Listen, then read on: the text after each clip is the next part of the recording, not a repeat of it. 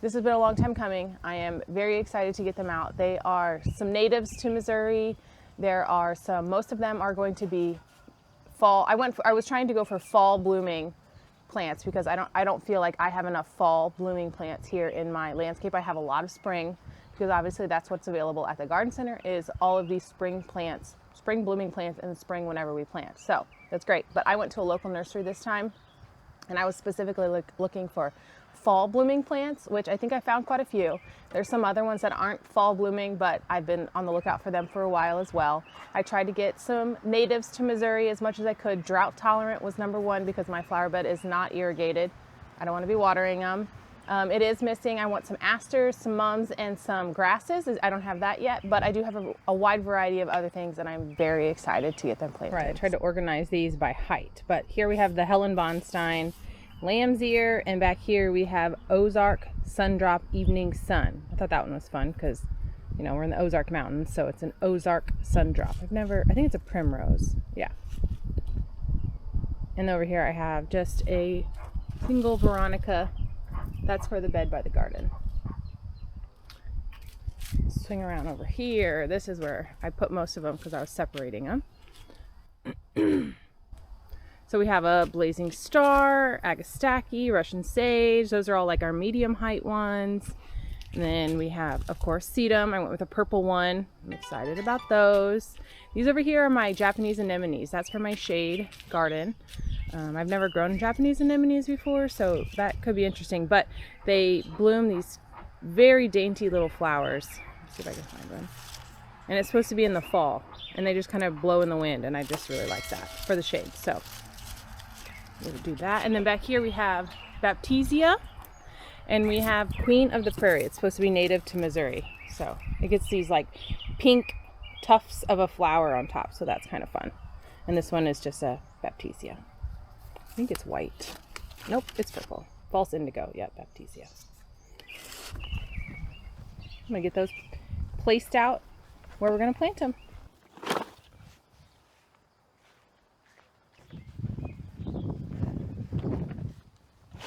All right, so I already have everything already placed out.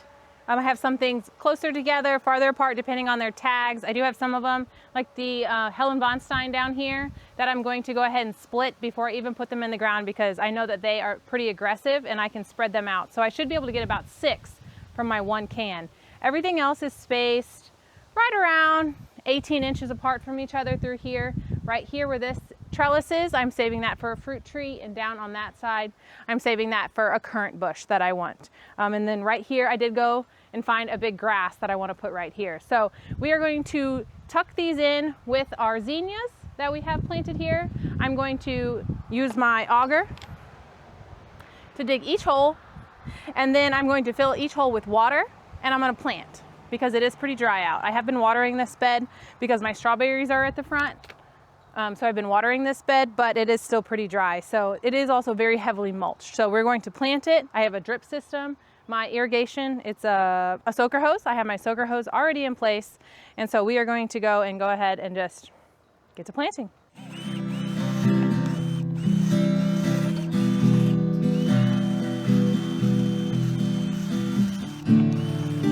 August is my birthday month. If you liked any of our videos or you like this video, subscribe. It would really mean a lot to me. And put it in the comments if you caught which day of the month is my birthday.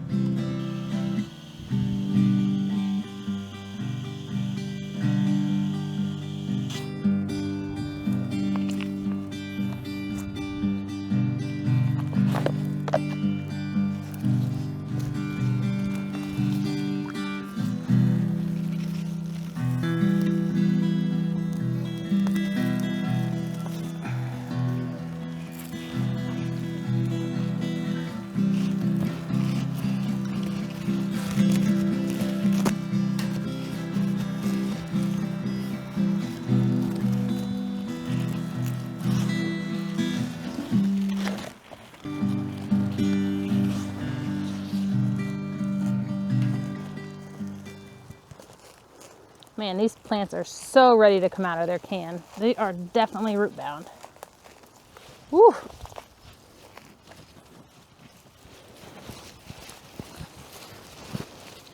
I'm all tucked down in there. Cover them up.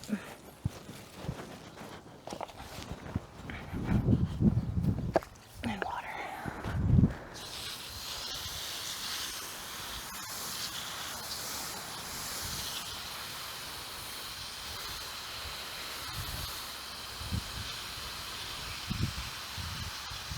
I'm going to plant all the plants along the back side first, and then I'll move my way forward. I am not planting all the way up against my porch because of the drip line that we have here.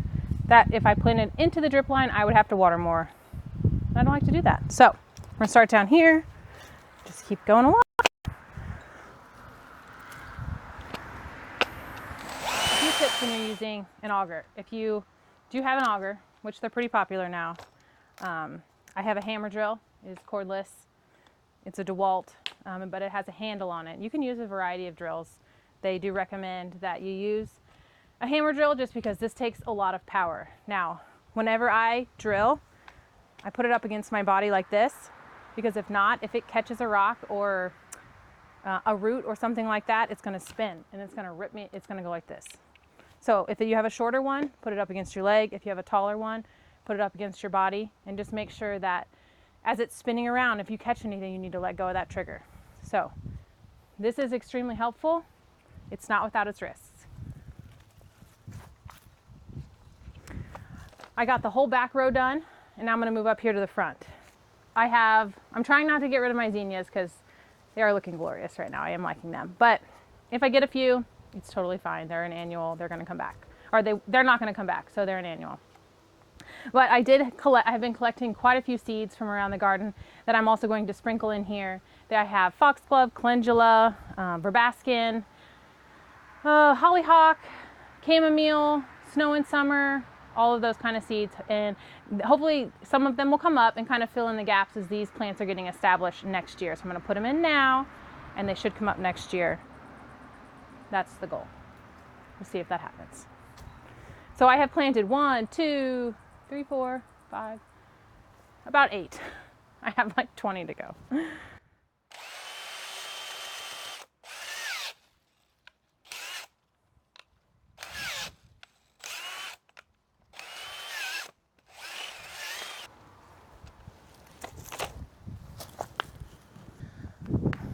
There's a tree root in that hole, pretty big one.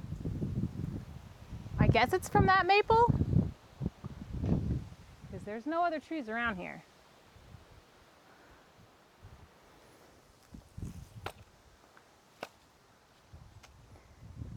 This flower bed, this house is very old. It was built late 1800s. So at one time, this area that you're seeing was entirely garden. We actually have a picture of it that has all garden space from here all the way to the house and the fence that you see there.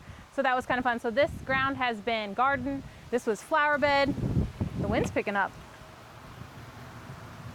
It was garden, flower bed, grass. It's seen a lot. We're turning it back into garden. Not all of it, just this area.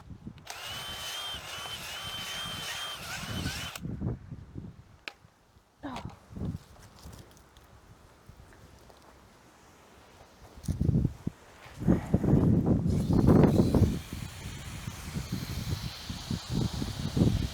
Oh, I'm gonna have to go catch all those.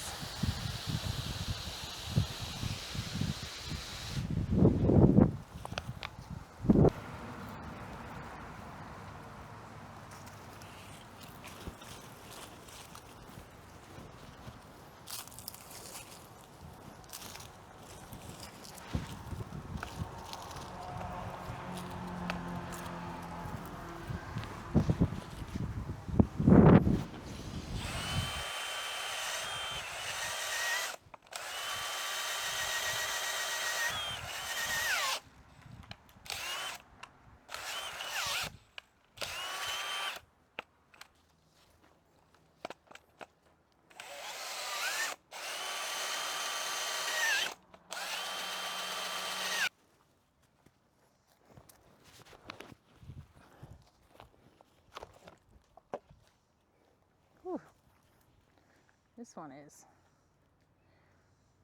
waterlogged.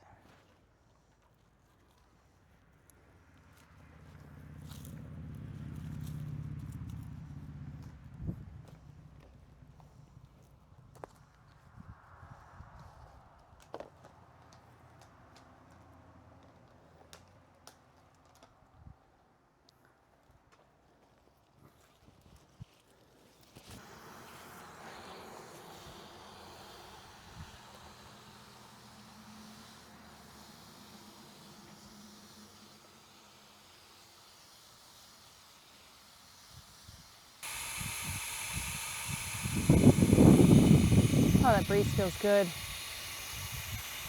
It's a glorious day, but this is not easy work.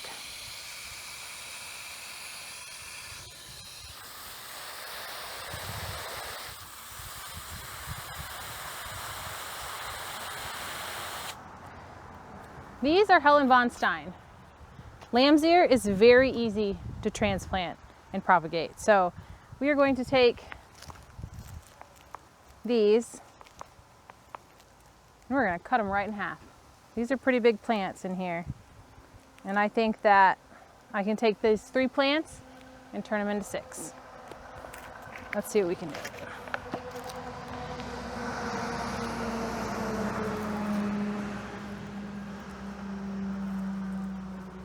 I did it with a couple other lamb's ears this spring and it works really well. So we're gonna cut, using my hori-hori, I'm gonna cut right through the crown and just cut this plant right in half. See? Now we're gonna plant them. Yes, it seems aggressive. And I only do this to aggressive plants. And Helen von Stein, in my area, is an aggressive plant.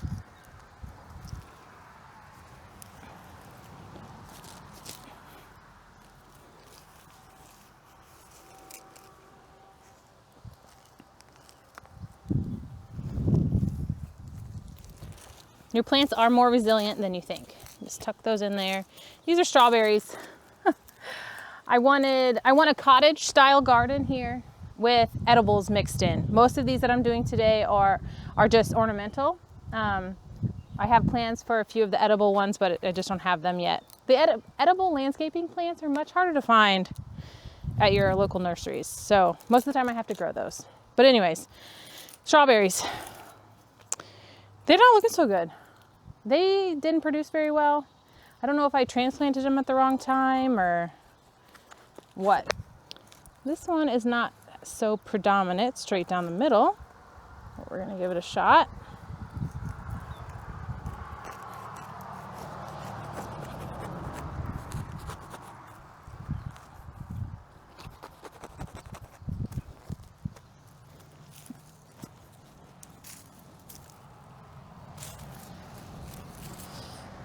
When I go and buy plants from a nursery, it's most likely the ones that I've tried to grow from seed and been unsuccessful, so. Oh. This ground on this end of this flower bed was so hard to dig. Oh my God, I'm struggling so hard to get these plants in the ground.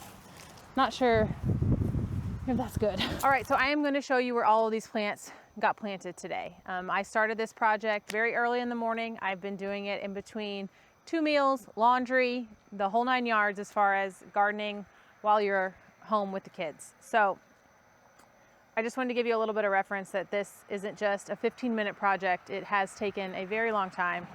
And it is also 2 years in the making. My husband and I have been working on this for a very long time. And we're very excited to share it with you. It is something that I have been planning and drawing out and researching different plants. And then I go to the nursery and none of those plants are there. So this is what we ended up with. But let me show you where they are. So we have Japanese anemone. We have a white one and we have a pink one. I picked the white one underneath it here because at nighttime we do walk through here. And I think that it'll really just glow in the night. This sad little thing we have here is a hosta, struggling. I know that this is going to be a very hard spot to plant because it's underneath this giant maple tree. So we're gonna see what we can do, but my goal is to have a lot of pretty flowers. This is my kitchen window, so I can see it outside of here. So that's what we're gonna go for. Right here, these 2 plants that ended up here, we have a heucherella. Capture the flag. I did keep all the tags and I do keep all the tags so that I know exactly what they are. But these are a heucherella. It's called Capture the Flag. These were 50% off at Lowe's today, so that's why they came home with me.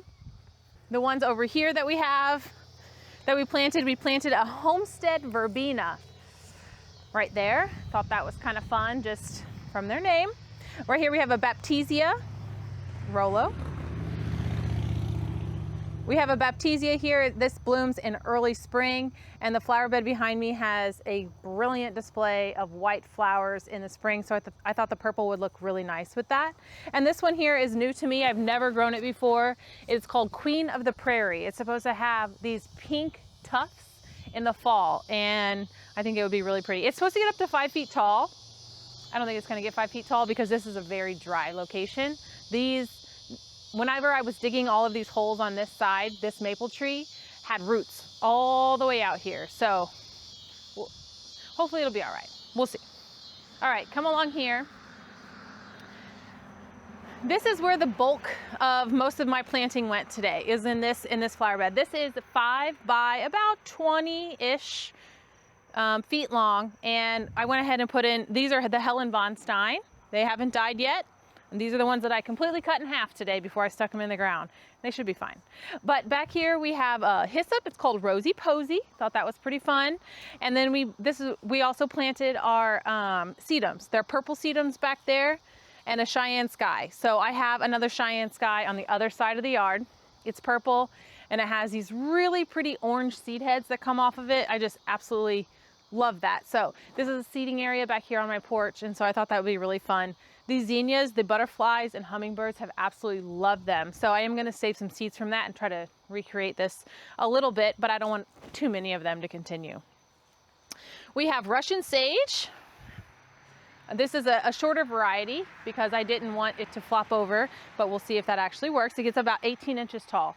And inside of that, I also took some echinacea seeds that I've gathered from around the yard to put here in this flower bed, because I think that echinacea and the Russian sage together is just absolutely gorgeous. I just absolutely love it.